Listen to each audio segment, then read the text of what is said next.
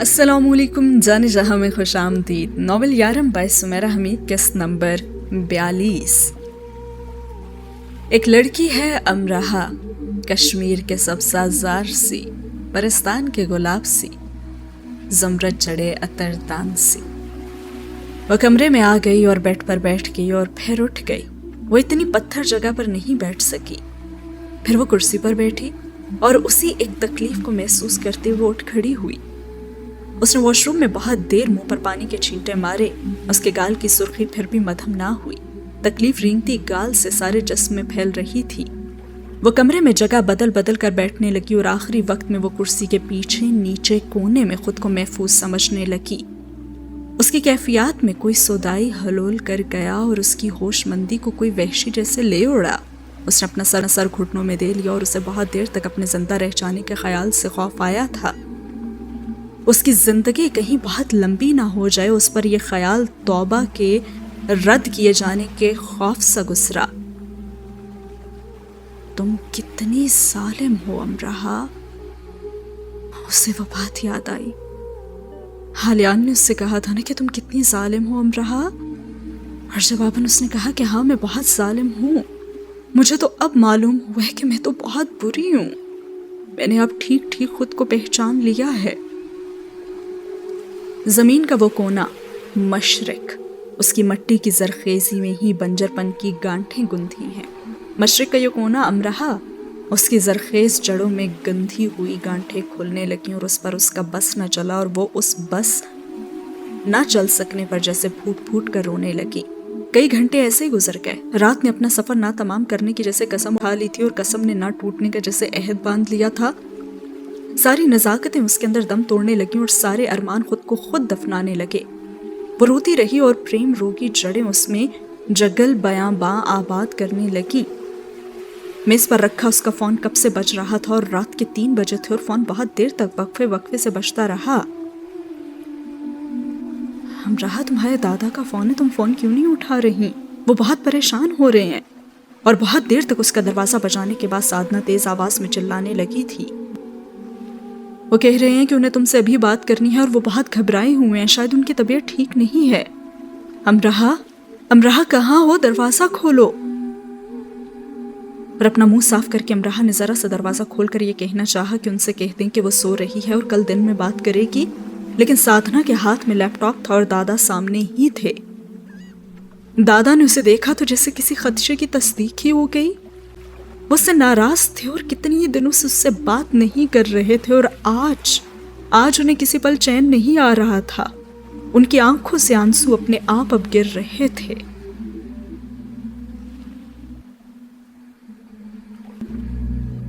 अमराहा, और उसका नाम लेकर तो आगे बोलना ही भूल गए थे। और साधना लैपटॉप को मेज पर रखकर बहुत दुख से अमराहा को देखती चली गई। तुम ठीक हो? दादा को नजर तो आ गया था, लेकिन फिर भी उन्होंने पूछा और उसने अपनी आंखें साफ की और कहा, बिल्कुल। तुम्हारी आंखों को क्या हुआ है और तुम्हारा चेहरा? ठीक ही तो है सब। ये कहकर वो जैसे मुस्कुराई और दादा पर तो बिजली से गिरी। और दादा ने हिम्मत करके कहा कि नहीं, मुझे कुछ ठीक नहीं लग रहा। और उसने कहा, क्यों? अब आपको ठीक क्यों नहीं लग रहा? अभी तो सब ठीक हुआ है दादा, मैंने आपके लिए सब ठीक कर दिया है। अब आपको फिक्रमंद नहीं होना चाहिए। और वो कहने लगे कि तुम मुझसे नाराज हो क्या? उसकी हालत के मुकाबले में ये सवाल उन्हें बहुत बोधा लगा था और कहने लगी, नहीं, नाराज तो आप मुझसे हो सकते, मैं तो नहीं। ये हक मुझे कहाँ दिया गया है? और वो कहने लगे कि तुम तंज कर रही हो मुझ पर। और उसने कहा कि ये गुस्ताखी मैं कैसे कर सकती हूँ। और उन्होंने पूछा कि तुम्हें क्या हुआ है अमराहा, मुझे बताओ। मैं सोते से उठ बैठा। मैंने साधना की मिन्नत की कि वो बस मुझे तुम्हें दिखा दे। मेरा दिल बंद हो जाने को हुआ था। और अब आंसू आंखों से टप टप गिरने लगे और अमराहा ने कहा, आपको मालूम है दिल बंद हो जाना किसे कहते हैं? और दादा तो काम से गए और कहने लगे, अमराहा مجھے معلوم کرنے نا دادا، دل بند ہونا کسے کہتے ہیں؟ آپ کو بتانا ہی پڑے گا مجھے۔ جب جان سے پیارا کوئی تکلیف میں ہو میری بچی، دادا کو بولنا پڑا۔ اچھا، اور جان سے پیارا کون ہوتا ہے؟ تم ہو نا مجھے جان سے پیاری، تم۔ ان کی اپنی آواز اب کام کر رہ گئی تھی۔ دادا، دل تب بند نہیں ہوتا جب جان سے پیارا تکلیف میں ہوتا ہے، یہ دل تو تب بند ہونے لگتا ہے جب کوئی جان سے پیارا جان چھڑا لیتا ہے، جب وہ آپ کو خود سے دور کر دیتا ہے، جب وہ منہ پر تھپڑ مار دیتا ہے، اور جب وہ کہتا ہے کہ جاؤ آج سے تم میرے لیے مر گئی۔ ہاں، اور اس کے کئی گھنٹوں تک رو چکی آنکھوں نے پھر سے خود کو آنسوں کے حوالے کر دیا تھا، اور دادا تو بس اس کا نام ہی بول پائے تھے کہ امرہا۔ اور اس نے کہا، اور جاننا چاہیں گے کہ کیا ہوتا ہے؟ جب وہ یہ کہہ دیتا ہے نا تو مر جانے کو دل کرتا ہے، دل چاہتا ہے کہ حلق میں ہاتھ ڈال کر سانسیں کھینچ لیں اور زندگی سے جڑا ان کا تعلق کاٹ ڈالیں، جسم چیر کر دل باہر نکال پھینکیں اور رگوں کو چھید کر ان میں دوڑتا خون بہا ڈالیں۔ اور اب تو واقعی دادا کے چہرے پہ ہوائیاں اڑنے لگی تھیں، اور انہوں نے کہا کہ امرہا کیا کرنے جا رہی ہو تم؟ اور اپنے بیڈ پر بیٹھے رہنا ان کے لیے جیسے مشکل ہو گیا تھا۔ اس نے کہا، سنیں دادا سنیں، اب میں آپ کو سب بتاتی ہوں۔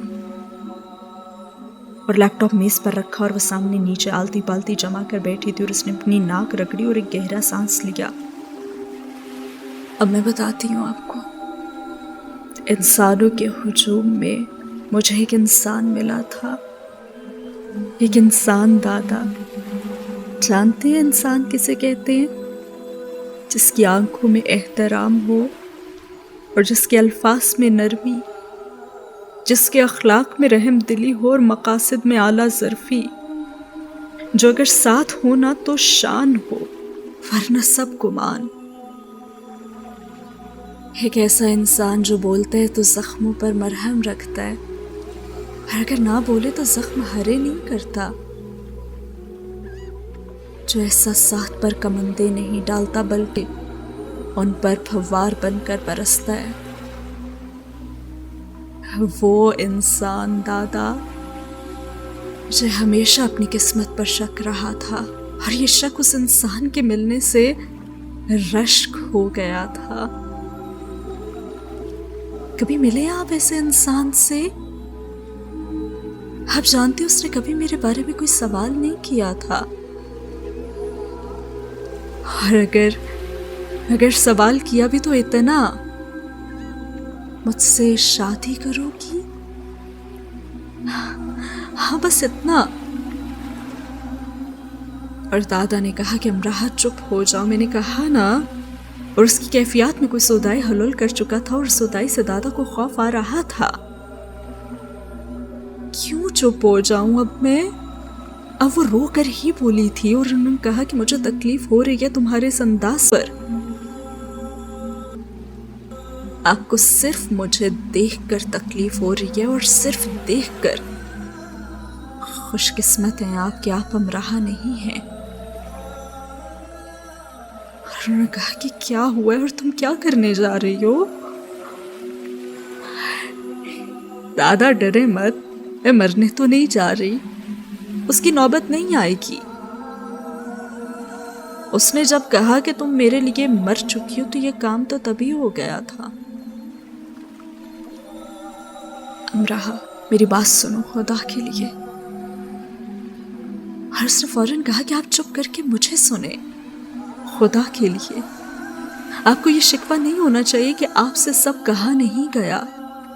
وہ اعلان سنے جو مجھے بلندی پر چڑھ کر کرنا تھا، کل عالم کو اکٹھا کر کے اب صرف ایک آپ کے سامنے کرتی ہوں۔ اور خشک ہونٹوں کو اس نے زبان سے گیلا کیا، جیسے اسے یہ گوارا ہی نہیں تھا کہ وہ اس حالت میں اس کا نام لیں۔ مجھے انسانوں سے دلچسپی نہیں تھی، لیکن مجھے کیا پتا تھا کہ انسانوں میں کوئی آلیان بھی ہے۔ اور دادا نے اب اپنے لب بھینچ لیے تھے۔ ہم مشرقی لوگ نہ بہت عجیب ہوتے ہیں دادا، بیٹیوں کی رخصتی کے خیال سے ہی گھنٹوں تو روتے رہتے ہیں، اور ان کے دل کے ارمانوں کی رخصتی پر تو ایک آنسو بھی نہیں بہاتے۔ ہمیں یہ مان رہتا ہے کہ ہماری اولاد ہمارا سر نیچا نہیں کرتی، اور ہم یہ غرور حاصل نہیں کر پاتے کہ ہم نے اولاد کی خوشیوں کو نیچے ہونے نہیں دیا۔ دادا، ہمارے سروں پر خاندان کی عزت کی پگڑیاں سجائی جاتی ہیں، اور ہمارے دل کے تخت تو سونے رہ جاتے ہیں نا، اور کوئی ان پر آہ بھی نہیں بھرتا۔ مشرقی عورت ارتقاء کا ذریعہ کیوں ہے؟ ارے خود ارتقاء کیوں نہیں ہے؟ یہ سوال میں نے خود سے کئی بار پوچھا تھا، اور خود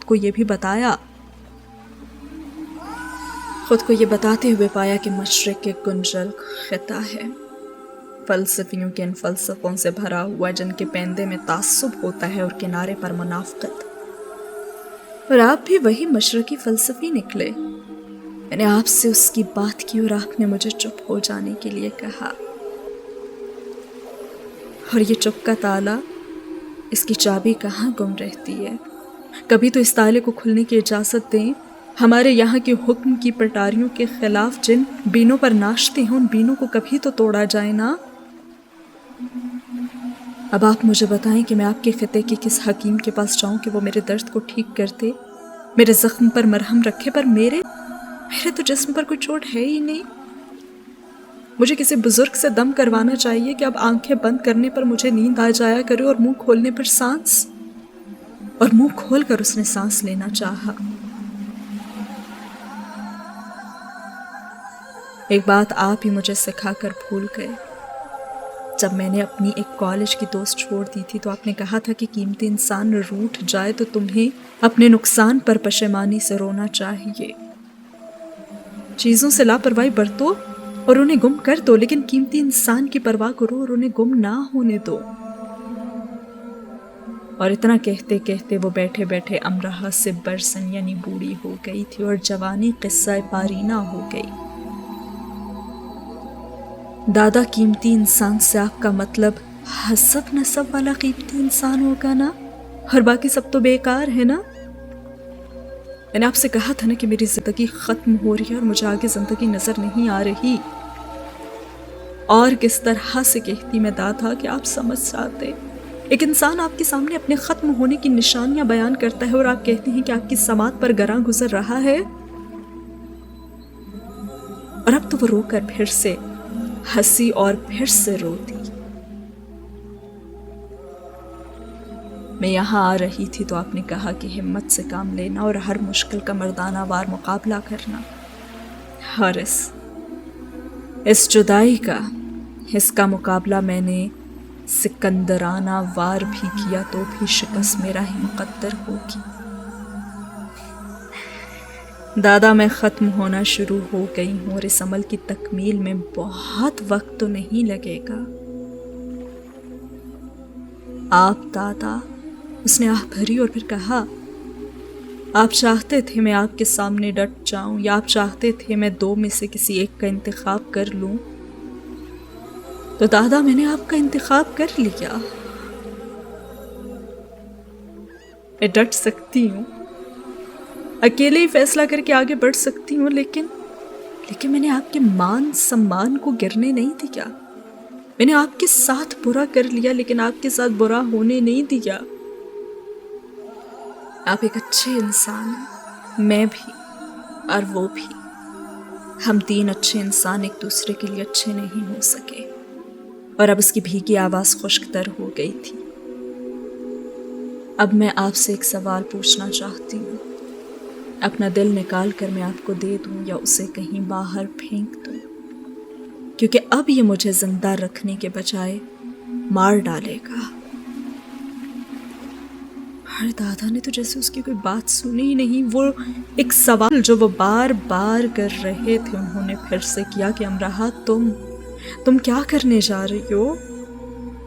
اس نے کہا کہ ڈرے نہیں دادا، نہیں، میں خودکشی نہیں کروں گی، اس کی ضرورت نہیں پڑے گی، اب مجھے طبی موت مرنے میں ویسے بھی زیادہ وقت تو نہیں لگے گا۔ اور دادا نے ہاتھ چھوڑ دیا اور کہا کہ میری حالت پر رحم کرو امرہا۔ اور جواباً وہی انداز، اس نے کہا آپ نے میری حالت پر رحم کیا؟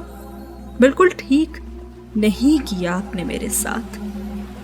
کتنی معمولی وجہ تھی جس پر میں پہلے خودکشی کر چکی ہوں، اور اب میرے ہاتھ میں وہ معمولی وجہ بھی نہیں رہی جو مجھے زندہ رکھ سکے۔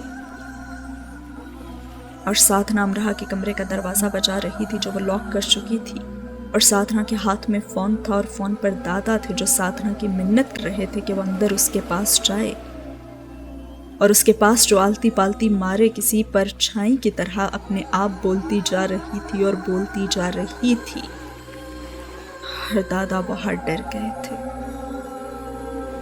ایک لڑکی ہے امرہا، نافرمان کی بد دعا جیسی، ساحر کے جلال سی، اور موت کے الہام سے، اور ساتھ ہی ہوتا ہے یہ سین ختم۔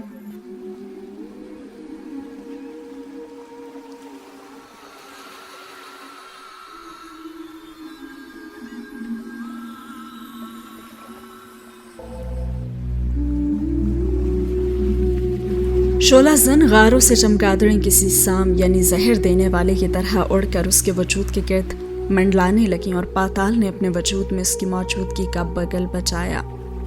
آلیان مارگریٹ۔ اس نے آنکھیں کھولی اور جانا کہ اندھیرے کا سفر ابھی تو ختم نہیں ہوا اور وہ اس کے اطراف قیام پر بزد ہے۔ جس سفر کی چاہ نہیں تھی وہ سفر تو بہت شوق سے اسے اپنے ساتھ گھسیٹ رہا تھا۔ اس کا کمرہ اندھیرے میں ڈوبا ہوا تھا یا اندھیرا اس کے وجود سے نکل کر کمرے میں پھیلا تھا، اس کا فیصلہ کرنے والا کوئی موجود نہیں تھا۔ اس نے گہری سانس لی اور انگلی کو زحمت دے کر اپنی ناک کے قریب رکھا، اور اس کی اس حرکت نے یہ ثابت کر دیا کہ اس کے حواس کسی اور ہی ڈگر پر رواں ہیں، اور وہ اپنے زندہ اور مردہ ہونے کی تصدیق کر رہا تھا۔ یہ تصدیق اس نے خود پر لازم کیوں ہونے دی، وہ اس سوچ پر سوچنے کے قابل نہیں تھا۔ فی الحال دفن زدہ ساعتوں نے خود پر دفن اٹے اور لبادے اوڑھ لیے، اور اس کے اس دکھ پر جو خود کو زندہ پا کر اسے ہوا، اپنے زندہ ہونے کا صدمہ اس نے بڑے صدمے سے جھیلا۔ وہ اس احساس سے گزرا جو زندہ لوگوں کا شیوا نہیں ہوتا۔ اس رات لیڈی مہر اسے اپنے ساتھ امریکہ شارلٹ کے گھر لے آئی تھیں۔ اسے سکون آور ادویات اور نیند کی گولیاں دی گئی تھیں، اور پھر بھی وہ ایک اچھی نیند حاصل کرنے میں ناکام رہا تھا۔ وہ غنودگی میں بڑبڑاتا رہا تھا اور ہڑبڑا کر اٹھ بیٹھا تھا۔ لیڈی مہر نے اس کا سر اپنی گود میں رکھا ہوا تھا، اور وہ مسلسل اس پر آیات مبارکہ پڑھ پڑھ کر پھونک رہی تھیں۔ انہیں ڈر تھا کہ اس کا نروس بریک ڈاؤن ہو جائے گا، اور اس کی آنکھوں کے گرد ویسے ہی گہرے گڑھے بن گئے تھے جو اس کی ماں کی آنکھوں پر قابض رہے تھے۔ مارگریٹ کو وہ اس ہسپتال سے جانتی تھی جہاں وہ اپنے چیک اپ کے لیے جایا کرتی تھی۔ مارگریٹ اکثر ان سے آلیان کا ذکر کرتی تھی۔ اس کے مرنے کی خبر معلوم ہونے کے بعد انہوں نے بہت مشکل سے آلیان کو ڈھونڈا تھا۔ انہیں مارگریٹ جیسی معصوم دل لڑکی کی موت پر اتنا دکھ تھا کہ وہ کئی راتیں روتی بھی رہی تھیں، اور آلیان کو پہلی بار دیکھنا کسی صدمے جیسا تھا۔ اتنے سے بچے کی صورت میں مارگریٹ کے آخری ایام رچے بسے تھے۔ اس کے مجسمہ وجود میں مارگریٹ کے رنگ اتنے گہرے تھے کہ انہیں خوف محسوس ہوا کہ یہ بچہ نارمل زندگی تو نہیں گزار سکے گا۔ وہ دنیا میں رہ کر دنیا سے الگ ہونے میں وقت نہیں لے گا، اور اسی خوف کے سہارے انہوں نے پھونک پھونک کر قدم رکھے تھے اور اسے ریزہ ریزہ جوڑا تھا، اسے دعاؤں اور محبت سے تعمیر کیا تھا، اور اس میں انسان لقب کندہ کیا تھا، اور ان کے شاہکار کو ولید ایک دھکے سے اب پاش کر گیا تھا۔ انہیں اسے سب کا تو ڈر تھا، اسی لیے تو ولید کو اس سے دور رکھ رہی تھی۔ وہ جن بچوں کے والدین کے ساتھ سانحات گزرے ہوئے ہوں، وہ بچے اس سانحے کی پرچھائیاں بن جاتے ہیں۔ وہ نارمل ہو کر بھی اب نارمل ہونے میں وقت نہیں لیتے۔ انہیں سوئی بھی چبھے تو وہ اپنے پرانے دردوں پر رونے بیٹھ جاتے ہیں۔ ایسے بچے جنہوں نے معمول سے ہٹ کر بچپن گزارا ہو، وہ کرب کی ساری سرحدوں کو چھو کر آئے لگتے ہیں۔ وہ رونے کے لیے کسی جلد بازی کی طرح تیار رہتے ہیں، اور خوش ہونے پر تو وہ خود کو خود ہی حیرت سے دیکھتے ہیں۔ और अब बामुश्किल 2 घंटे की नींद लेकर वो उठ बैठा और घंटों ही पानी से वो खेलता रहा। पानी की बूंदों को देखकर उसने सोचा कि वो पानी ही होता और बह जाता और निशान छोड़ जाता और मिट जाता। वॉशरूम में मौजूद एक चीज को उसने खुशकिस्मत जाना था और वो एक चीज पर नजर रखता, सोचता और फिर अगली की तरफ ठहर जाता। खुद को बेवकूफ करने में उसने वक्त ना लिया और वजाहत से जान लिया कि बदकिस्मती जिंदा होना है और खुशकिस्मती बेजान होना। उसने गर्म पानी का इस्तेमाल नहीं किया और ठंडे पानी के इस्तेमाल ने भी उसे ठंडा नहीं किया था। उसकी शिकस्तों रेख्त के जर्रे साल खुर्दा हो चुके लम्हों की सतह पर तैरते उसे तरस खाए देख रहे थे। वो भी ये तय ही न कर सका कि उसे सबसे ज्यादा मातम किसका मनाना है, अपनी माँ का, माँ के शौहर का, या उन दोनों की औलाद खुद का। हर सबसे ज्यादा नोहकना उसे किस एहसास पर होना चाहिए, अपनी मोहब्बत पर, मार्गरेट की मोहब्बत पर, या थू से भी कमतर अपनी हैसियत पर। और फिर आखिरकार जब वो वॉशरूम से बाहर आ चुका तो बहुत सब्र से उसका इंतजार करती मामा मेहर ने अंदाज में शौक बसाकर उसे लालच सा दिया और कहा, जॉर्डन और शार्लेट किसी फिल्मी पार्टी में जा रहे हैं, तुम्हें भी ले जाना चाहते हैं। मैं क्या करूंगा जाकर। तौलिए से वो अपने गीले बाल रगड़ रहा था और अपनी आंखों की सुर्खी छुपा रहा था और आंखें तो अंदर को धुसने के सफर में मुब्तला लगती थी और उन पर तनी कमाने जख्मी घुड़सवार की तरह बस जमीन पर आ गिरने को ही तो थीं। और उसकी खूबसूरती वो बाजकश लगने लगी थी जो सहराओं में प्यासे जानवर रेत में रेत होने से पहले सुनते हैं। अरे फिल्मी सितारों को देखना, अगर मैं तुम्हारी जगह होती ना तो फौरन चली जाती। उन्होंने आवाज में इतना जोश भर लिया कि बस वो जरूर ही चला जाए। खुदा ना करे कि आप मेरी जगह होती। कदे आदम खिड़की के पास बैठकर वो शार्लेट के घर के वसी बाग को देखने लगा। शार्लेट पौधों की कांट छांट में मसरूफ थी। मैं आलियान होती ना तो दुनिया का सबसे खुशकिस्मत इंसान होती। वो भी खिड़की के पास उसके सामने जरा से फासले पर बैठी हुई थी। शार्लेट ने कटर से गैर जरूरी शाख को काटा और उसे लगा उस कटर से कटी गैर जरूरी शाख वो खुद है। वो कहने लगा, आप मुझसे इतना प्यार क्यों करती हैं? वो बाप का डसा था, अब उसे हर मोहब्बत पर जैसे शक था। मैं तुमसे इससे भी ज्यादा प्यार क्यों ना करूं? मेहर की मोहब्बत पर तुम्हें शक नहीं करना चाहिए। मैंने मोहब्बत को हमेशा बावजू रखा है और मैं एक मुकम्मल इंसान नहीं हूं, लेकिन अपनी मोहब्बत को मैंने नामुकम्मल नहीं रहने दिया। मुझ में ऐसा क्या है मामा जो आप मुझसे? और उसकी आंखें नम होकर और अंदर को धुसने लगी थीं।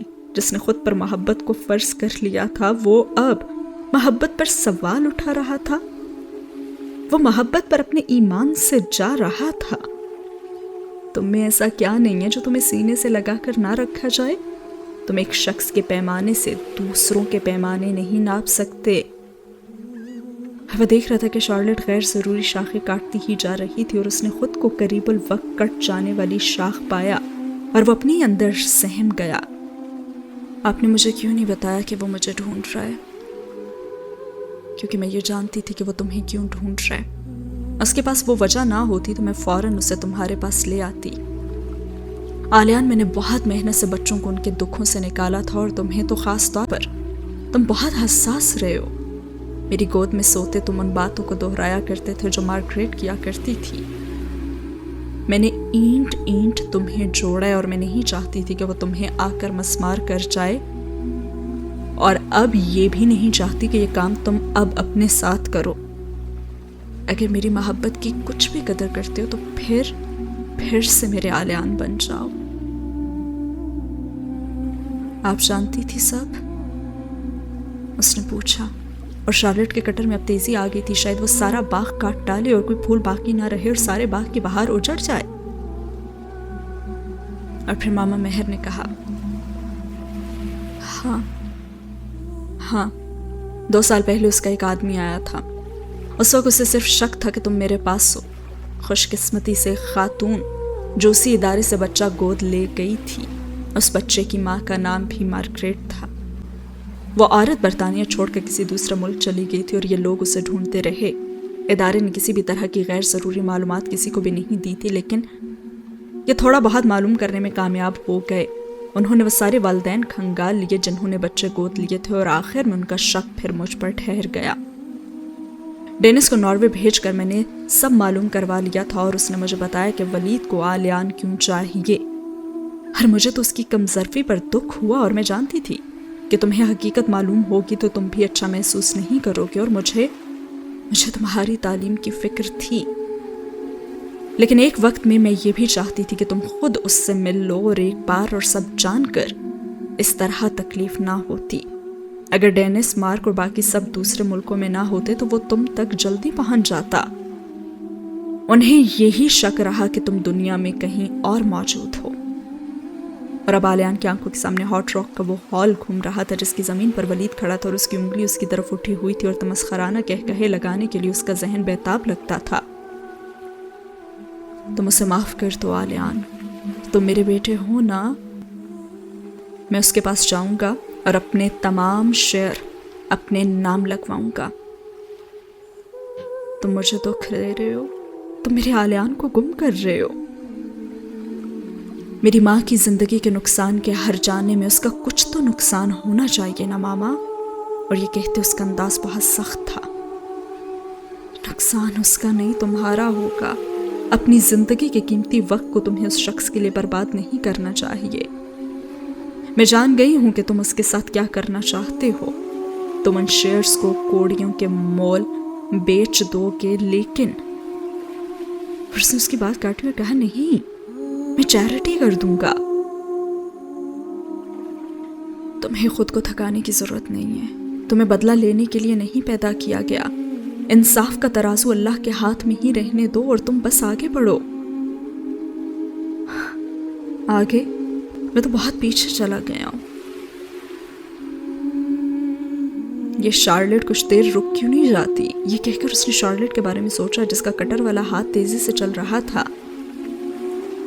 آج سے باہر ختم ہونے کو ہے، اور ستم ظریفی قسمت پر راج کرنے کو ہے، اور مقاصد زندگی پر نظر ثانی کی جائے، اور متاع جان کی تعریف بدلی جائے گی۔ اور پھر ماما مہر کہنے لگی، تو آؤ پھر بھاگ کر واپس اپنی جگہ پر۔ کیا میرے ہوتے تمہیں کہیں لاپتہ بھٹکنے کی ضرورت ہے؟ میں جانتی ہوں تم اس وقت کیا سوچ رہے ہوگے، لیکن آلیان، انسان کے پاس دو آنکھیں ہوتی ہیں جو وہ دیکھتی ہیں جو اس کے سامنے ہوتا ہے۔ قدرت کی ہر ساتھ آنکھ ہی تو ہے، اور ہر ساتھ انصاف ہے، ہر ساتھ حساب ہے۔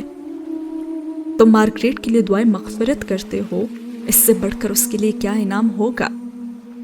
تم ولید کا نام بھی لینا پسند نہیں کرتے، تو اس سے بڑھ کر اس کے لیے سزا کیا ہوگی؟ آلیان، ہم چاہتے ہیں کہ جو برا کرے، جو برا ہو اس کے ساتھ اس سے بھی زیادہ برا ہونا۔ بس اسی ایک خواہش سے ہم بھی اس برے انسان جیسے ہی تو بن جاتے ہیں۔ تم اسے فراموش کر دو، اور یہی سزا کافی ہے اس کے لیے۔ اگر تم بدلے کے پلڑے میں جا بیٹھے تو میری محبت کا پلڑا کبھی نہیں جھکے گا۔ تم سوچ لو، تمہیں ولید اور مہر میں سے کسی کے پلڑے کو تو وسنی کرنا ہی ہے۔ اور آنسو روانی سے لیڈی مہر کی آنکھوں سے نکلے، اور اس کا انداز ایسے تھا جیسے کوئی ان کی عمر بھر کی کمائی لے جا کر کنویں میں پھینکنے والا تھا۔ اور آلیان ان کے قریب زمین پر گھٹنوں کے بل بیٹھ کے اور ان کے ہاتھ اپنے ہاتھوں میں لے کر آنکھوں سے لگا لیے، اور انہوں نے کہا، مجھے خوشی ہے کہ تم نے میری پرورش کی لاج رکھ لی اور تم وہاں سے آ گئے۔ تم میرے بیٹے ہو، تم نے یہ ثابت کر دیا۔ تمہیں اللہ کے انصاف پر ایمان رکھنا چاہیے۔ اور اس کی نظریں پھر سے شارلٹ پر جا ٹھہری۔ اسے فراموش کر دینے کی سزا دوں؟ اس نے جیسے خود سے پوچھا۔ اسے معاف نہیں کر سکتے تو اس کے خیال کو ترک کر دو۔ دنیا میں اس انسان سے بڑھ کر کوئی بد نصیب نہیں ہوتا جس کے وجود کو لا وجود مان لیا جائے اور اس کے ہونے کو نہ ہونا کر دیا جائے۔ اب شارلٹ نے ایک طائرانہ نظر باغ پر ڈالی اور اس نے بہت دل لگا کر کاٹ چھانٹ کی تھی۔ اور پھر ماما مہر نے کہا، اور امراہ کو بھی معاف کر دو۔ ان کی آواز نرم ہو گئی تھی۔ کر دیا معاف اور ترک بھی، اس نے ٹھنڈے انداز میں کہا، اور اس پھول کو گرتے ہوئے دیکھا جو شارلٹ کے کٹر سے ہاتھ ساتھی طور پر کٹ کر نیچے ہی نیچے گر رہا تھا۔ اور شارلٹ کے چہرے پر افسردگی چھا گئی، جیسے اس نے کسی زندہ انسان کا خون ہی کر ڈالا ہو۔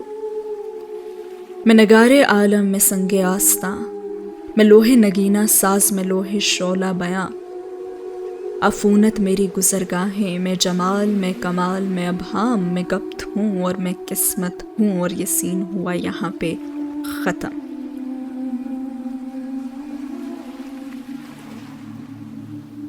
अगला सीन जो है वो वेरा से शुरू होता है और वेरा एलेक्सी और पापा के साथ स्केटिंग कर रही थी और एक राउंड में उसने उन दोनों को हरा ही दिया था। अब वो दूसरे राउंड की तरफ बढ़ रही थी और काफ़ी आगे निकल आई थी कि उसकी जीन्स की जेब में रखा फ़ोन वाइब्रेशन के साथ बजने लगा। सिवाय एक कॉल के उसने सब कॉल्स को साइलेंट पर रखा हुआ था और वो एक कॉल थी आलियान की। अपनी रफ्तार जरा आहिस्ता करके उसने फ़ोन निकाल कर सुना। कहाँ थे? मेरा फ़ोन क्यों नहीं उठा रहे थे? और जवाब में खामोशी मिली और फिर ये सवाल, क्या बर्निंग मैन नाइट पर पूछा गया अपना सवाल तुम्हें याद है वेरा? हाँ। अपनी रफ्तार को उसने बिल्कुल रोक लिया और सड़क के किनारे लगे लैंप पोस्ट के साथ टिककर वो खड़ी हो गई और उसके चेहरे पर जा बजा खून की लहरें दौड़ गईं और उसने अपने दिल की धड़कन किसी सांस की तरह सुनी जैसे सुनते ही एड़ियां बल खाने लगती हैं। और उसने कहा, मुझे तुम जैसी लड़की को अपनी जिंदगी में शामिल करके बहुत खुशी होगी वेरा। और एलेक्सी जोश से नारे लगाता हुआ वेरा के पास से गुजरा। वेरा, तुम्हारी ये पुरानी चाल अब नहीं चलेगी। और वो चिल्लाता हुआ दूर होता गया और वो मुस्कुराने लगी और